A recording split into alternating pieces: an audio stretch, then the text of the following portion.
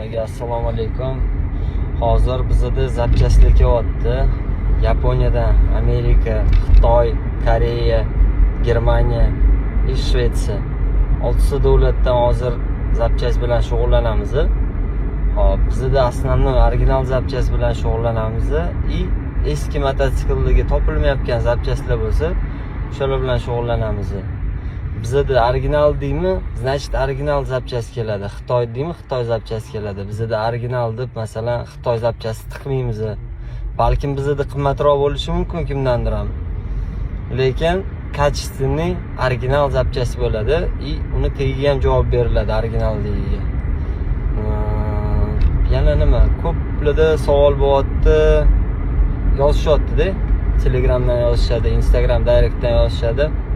Aka deydi, nimaga sizda qimmatroq bulardan ko'ra deydi. Bir ikkita odam aytishadi, nimaga qimmatroq bulardan ko'ra deydi. Aka deyman men.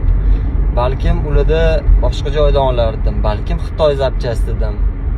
Masalan, Xitoy ham hozir один к одному chiqaryapti zapchasti original bilan, lekin siryoni kачествосida farqi bor.